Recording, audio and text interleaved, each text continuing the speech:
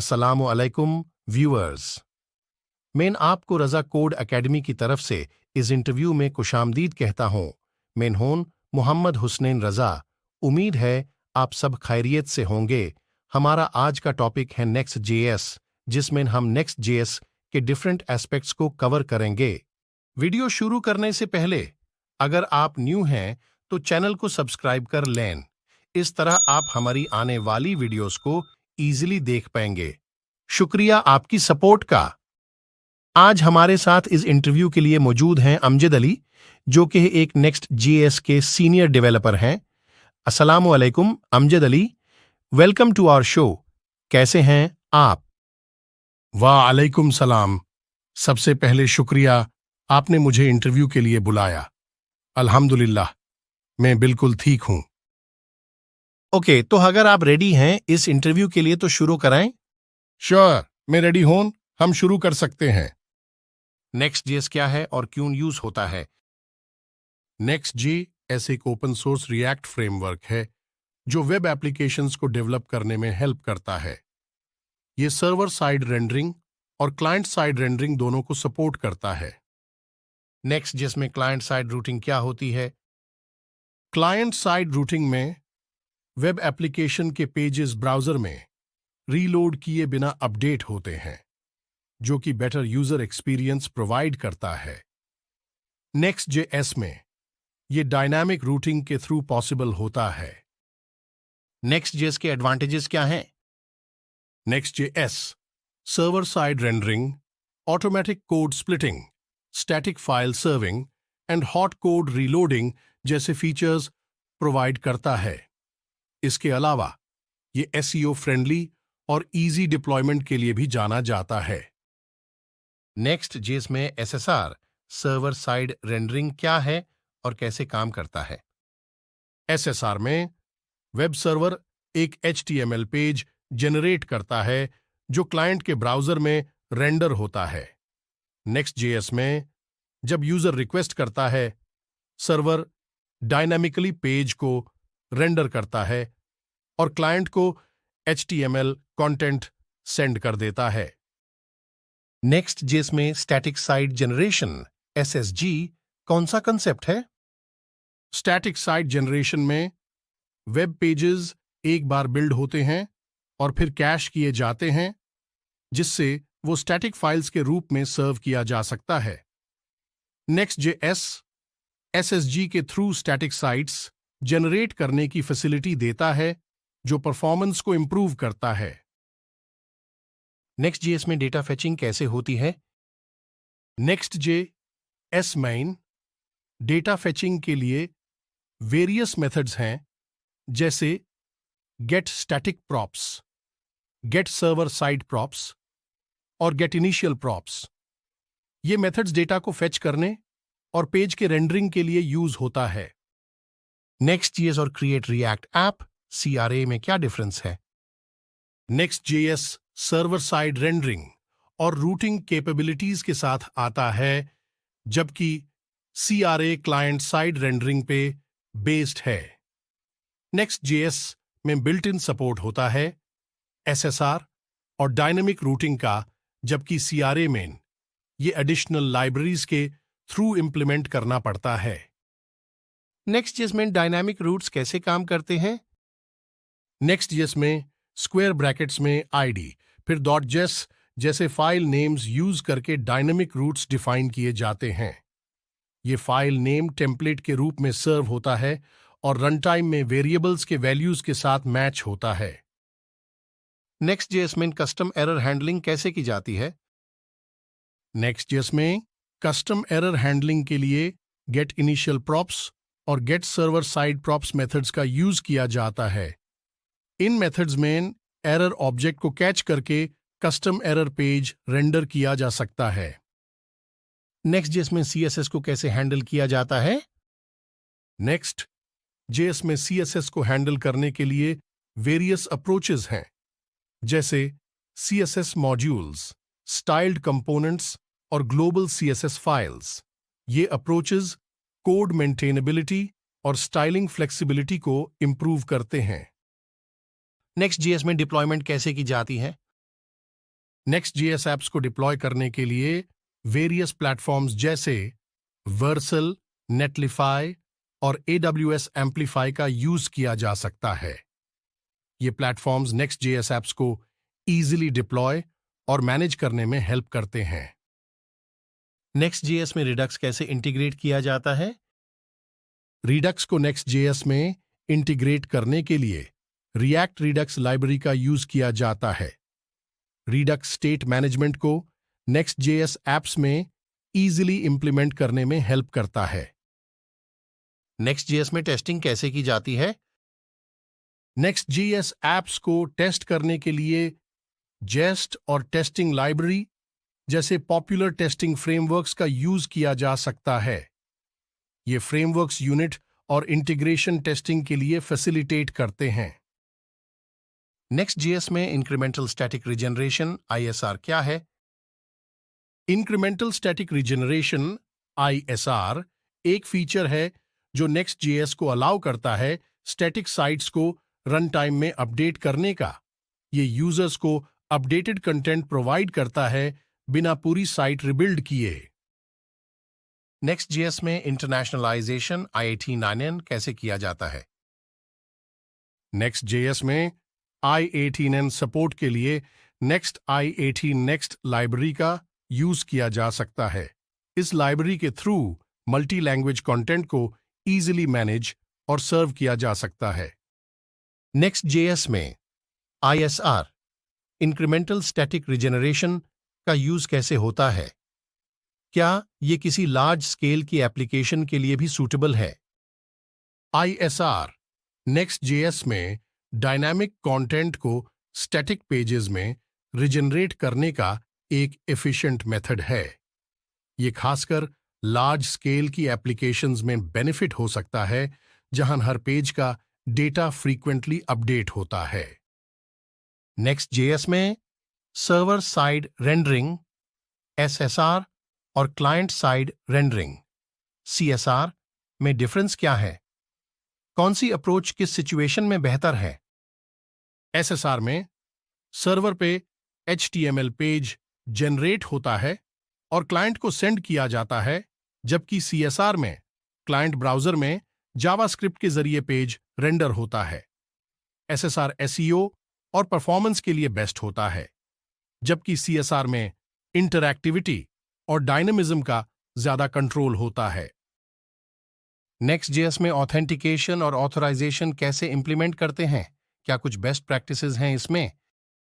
Authentication और authorisation को Next.js में इंप्लीमेंट करने के लिए हम यूजुअली लाइब्रेरीज जैसे NextAuth या JSON वेब टोकन का इस्तेमाल करते हैं। बेस्ट प्रैक्टिसेस में सेंसिटिव इंफॉर्मेशन को सर्वर साइड सिक्योर रखें और एक्सेस कंट्रोल को रोबस्टली मैनेज करें। API राउट्स कैसे बनाए जाते हैं और ये किस तरह से एप्लीकेशन डेवलपमेंट को स्ट्रीमलाइन करते हैं? Next.js में API राउट्स बनाने के लिए पेजेस फॉरवर्ड /AP डायरेक्टरी में जावास्क्रिप्ट फाइल्स क्रिएट किए जाते हैं। ये राउट्स सर्वर साइड लॉजिक को इनकैप्सुलेट करते हैं और फ्रंट एंड से डेटा इंटरेक्शन को इजी बनाते हैं। Next.js में डेटा फेचिंग के लिए क्या स्ट्रैटेजीज हैं और उनका यूज कैसे होता है? डेटा फेचिंग के लिए Next.js में get static props, get server side props और यूज SWR जैसे अप्रोचेस का इस्तेमाल किया जा सकता है। इनमें से सही अप्रोच को चूज करने के लिए डेटा के फ्रेशनेस और परफॉर्मेंस को ध्यान में रखा जाता है। Next.js में कोड स्प्लिटिंग और लेजी लोडिंग क्या होता है? कैसे इनका इस्तेमाल परफॉर्मेंस ऑप्टिमाइजेशन में हेल्प करता है? कोड स्प्लिटिंग में एप्लीकेशन के कोड को स्मॉल चंक्स में डिवाइड किया जाता है ताकि जस्ट इंपॉर्टेंट कोड ही लोड हो। लेजी लोडिंग में कंपोनेंट्स या मॉड्यूल्स को तब लोड किया जाता है जब उनकी जरूरत होती है। ये दोनों टेक्निक्स पेज लोड टाइम और परफॉर्मेंस को इंप्रूव करते हैं। Next.js में कैसे एरर हैंडलिंग इंप्लीमेंट होती है? क्या कुछ बेस्ट प्रैक्टिसेस हैं एरर हैंडलिंग के लिए? Next.js में एरर हैंडलिंग के लिए एरर बाउंड्री कंपोनेंट का यूज किया जा सकता है।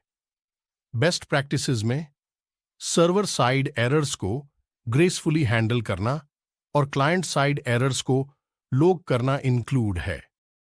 Next.js में क्या हॉट रीलोडिंग और फास्ट रिफ्रेश में डिफरेंस है और दोनों का यूज किस तरह से डेवलपमेंट एक्सपीरियंस को इंप्रूव करता है? हॉट रीलोडिंग में कोड चेंजेस को रन टाइम में ऑटोमेटिकली अप्लाई किया जाता है, जबकि फास्ट रिफ्रेश में कंपोनेंट्स के स्टेट को मेंटेन करते हुए बिना पेज को रीलोड किया जाता है। ये दोनों डेवलपमेंट साइकिल को एक्सेलरेट करते हैं और प्रोडक्टिविटी को इंक्रीज करते हैं। Next.js में डेटा कैशिंग और स्टेट मैनेजमेंट कैसे इंप्लीमेंट होती है? Next.js में डेटा कैशिंग के लिए SWR लाइब्रेरी का इस्तेमाल किया जा सकता है, जो क्लाइंट साइड कैशिंग को हैंडल करता है। स्टेट मैनेजमेंट के लिए रिडक्स या रिएक्ट कॉन्टेक्स्ट API का इस्तेमाल किया जा सकता है। Next.js में कस्टम रूटिंग कैसे इंप्लीमेंट की जाती है? क्या कुछ एडवांस्ड रूटिंग टेक्निक्स हैं? कस्टम रूटिंग के लिए next/link और next/router APIs का इस्तेमाल किया जा सकता है। एडवांस्ड रूटिंग टेक्निक्स में डायनामिक रूटिंग, नेस्टेड रूटिंग और कैच ऑल रूट्स इंक्लूड हैं। Next.js में परफॉर्मेंस ऑप्टिमाइजेशन कैसे की जाती है? क्या कुछ टूल्स और टेक्निक्स हैं इसमें? परफॉर्मेंस ऑप्टिमाइजेशन के लिए code splitting, image optimisation, server side caching और CDN का इस्तेमाल किया जा सकता है। टूल्स में लाइट हाउस और वेब वाइटल्स मेट्रिक्स का इस्तेमाल परफॉर्मेंस मॉनिटरिंग के लिए किया जा सकता है। Next.js में SEO सर्च इंजन ऑप्टिमाइजेशन को कैसे इंप्रूव किया जाता है? SEO इंप्रूवमेंट के लिए Next.js में proper HTML structure, Meta tags, site map और सर्वर साइड रेंडरिंग का इस्तेमाल किया जा सकता है। कंटेंट का ऑप्टिमाइजेशन और स्कीमा मार्कअप भी SEO को बेहतर बनाता है। Next.js में इंटरनेशनलाइजेशन IATN कैसे हैंडल किया जाता है? इंटरनेशनलाइजेशन के लिए Next.js में next translate, next I18 next या रिएक्ट इंटेल जैसे लाइब्रेरीज का इस्तेमाल किया जा सकता है। इनसे मल्टीपल लैंग्वेजेस में कंटेंट को मैनेज किया जा सकता है। Next.js में रियल टाइम डेटा अपडेट्स कैसे इंप्लीमेंट किए जा सकते हैं? रियल टाइम डेटा अपडेट्स के लिए वेब सॉकेट या सर्वर सेंट इवेंट्स SSE का इस्तेमाल किया जा सकता है। इससे डेटा को सर्वर और क्लाइंट के दरमियान रियल टाइम में सिंक किया जा सकता है। Next.js में सिक्योरिटी कैसे इंश्योर की जाती है और क्या कुछ बेस्ट प्रैक्टिसेस हैं सिक्योरिटी के लिए? सिक्योरिटी इंश्योर करने के लिए Next.js में input validation, XSS prevention, CSRF protection और सिक्योर ऑथेंटिकेशन का ध्यान रखा जाता है। बेस्ट प्रैक्टिसेस में सेंसिटिव इंफॉर्मेशन को एन्क्रिप्टेड रखा जाता है और सिक्योरिटी हेडर्स का इस्तेमाल किया जाता है। Next.js में कस्टम सर्वर कैसे सेटअप किया जाता है और क्या एडवांटेजेस हैं कस्टम सर्वर का इस्तेमाल करने में? कस्टम सर्वर सेटअप के लिए server.js फाइल में कस्टम सर्वर लॉजिक डिफाइन किया जाता है। इससे हम एडवांस्ड रूटिंग, कस्टम मिडलवेयर और सर्वर साइड लॉजिक को इंप्लीमेंट कर सकते हैं। एडवांटेजेस में फ्लेक्सिबिलिटी और कंट्रोल है सर्वर साइड ऑपरेशंस को कस्टमाइज करने में। Next.js में टाइपस्क्रिप्ट का इस्तेमाल कैसे किया जाता है और टाइपस्क्रिप्ट के बेनिफिट्स क्या हैं Next.js डेवलपमेंट में? टाइपस्क्रिप्ट को Next.js में इंटीग्रेट करने के लिए next-env.tds फाइल को कॉन्फ़िगर किया जाता है और टाइपस्क्रिप्ट लाइब्रेरीज का इस्तेमाल होता है। टाइपस्क्रिप्ट के बेनिफिट्स में static type checking, improved code readability और बेटर डेवलपर एक्सपीरियंस इंक्लूड हैं। Next.js में कस्टम सर्वर कैसे सेटअप किया जाता है और क्या एडवांटेजेस हैं कस्टम सर्वर का इस्तेमाल करने में? सर्वरलेस फंक्शंस को Next.js में पेजेस API डायरेक्टरी में क्रिएट किया जाता है। ये functions AWS lambda, Vercel functions या नेटलिफाई फंक्शंस के जरिए डिप्लॉय किए जाते हैं।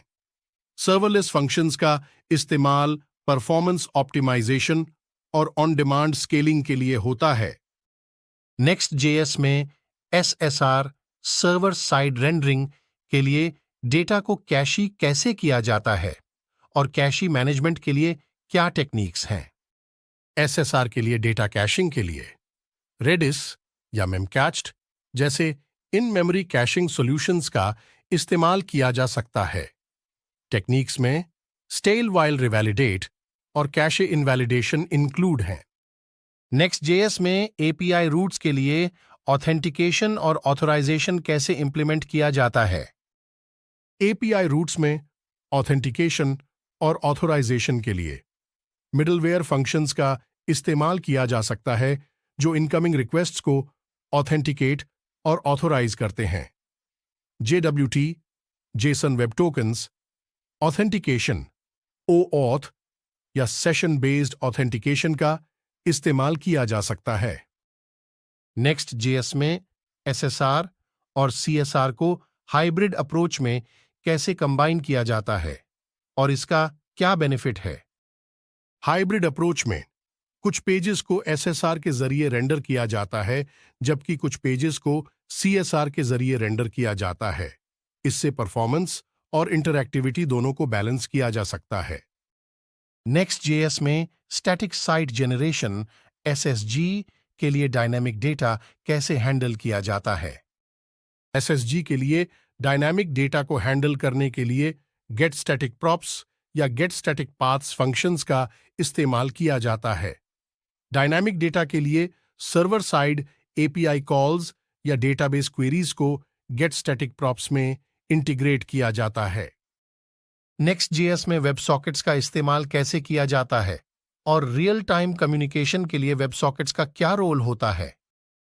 वेब सॉकेट्स को Next.js में WS लाइब्रेरी के जरिए इंटीग्रेट किया जाता है। रियल टाइम कम्युनिकेशन के लिए वेब सॉकेट्स का इस्तेमाल चैट एप्लीकेशंस, लाइव अपडेट्स और मल्टीप्लेयर गेम्स में होता है। Next.js में GraphQL कैसे इंटीग्रेट किया जाता है और क्या कुछ बेनिफिट्स हैं GraphQL का इस्तेमाल करने में?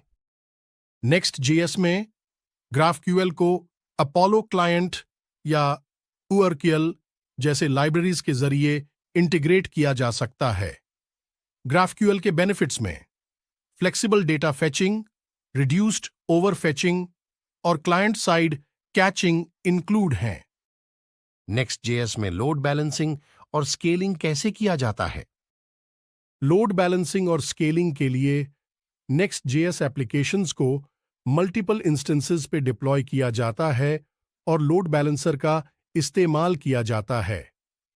हॉरिजॉन्टल स्केलिंग के लिए ऑटो स्केलिंग सॉल्यूशंस जैसे AWS इलास्टिक बीनस्टॉक या कुबरनेटिस का इस्तेमाल किया जा सकता है।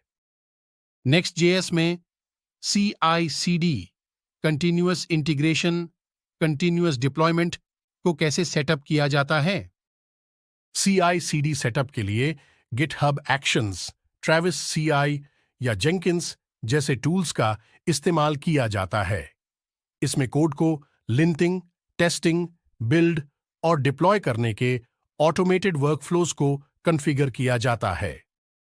Next.js में प्रोग्रेसिव वेब एप्लीकेशंस PWAs को कैसे डेवलप किए जाते हैं और PWAs के क्या बेनिफिट्स हैं? Next.js में PWAs को Next PWA लाइब्रेरी के जरिए डेवलप किया जाता है। PWAs के बेनिफिट्स में offline access, fast load times और native app like experience include हैं। Next.js में एनालिटिक्स कैसे इंप्लीमेंट किया जाता है और यूजर बिहेवियर ट्रैकिंग के लिए क्या टूल्स और टेक्निक्स हैं? एनालिटिक्स इंप्लीमेंट करने के लिए गूगल एनालिटिक्स, एम्पलीट्यूड या मिक्सपैनल जैसे थर्ड पार्टी टूल्स का इस्तेमाल किया जाता है। यूजर बिहेवियर ट्रैकिंग के लिए इवेंट्स ट्रैकिंग और कस्टम एनालिटिक्स डैशबोर्ड्स का इस्तेमाल किया जाता है। Next.js में डेटाबेस इंटरैक्शन कैसे हैंडल किया जाता है और क्या कुछ डेटाबेस ऑप्शंस हैं? डेटाबेस इंटरैक्शन के लिए Next.js में MongoDB, PostgreSQL, Firebase real time database या एनी रिलेशनल और NoSQL डेटाबेसेस का इस्तेमाल किया जा सकता है। डेटाबेस को इंटरैक्ट करने के लिए सर्वर साइड API रूट्स का इस्तेमाल किया जाता है। Next.js में सिक्योरिटी वल्नरेबिलिटीज को कैसे मिटिगेट किया जाता है और सिक्योरिटी बेस्ट प्रैक्टिसेस क्या हैं? सिक्योरिटी वल्नरेबिलिटीज को मिटिगेट करने के लिए input validation, SQL injection prevention, XSS prevention और CSRF प्रोटेक्शन इंप्लीमेंट किया जाता है। सिक्योरिटी बेस्ट प्रैक्टिसेस में सेंसिटिव इंफॉर्मेशन को सिक्योर स्टोरेज में रखा जाता है और रेगुलर सिक्योरिटी ऑडिट्स और पैचेस अप्लाई किए जाते हैं। व्यूअर्स, ये था हमारा Next.js का कंप्लीट इंटरव्यू जिसमें हमने Next.js के टॉपिक्स को डिटेल में कवर किया। उम्मीद है कि ये ट्यूटोरियल आपको पसंद आया होगा। अगर आपको पसंद आया है तो इसे लाइक और शेयर करें और अपना फीडबैक कमेंट बॉक्स में शेयर करें। अगर चैनल पर न्यू हैं तो सब्सक्राइब जरूर करें। शुक्रिया।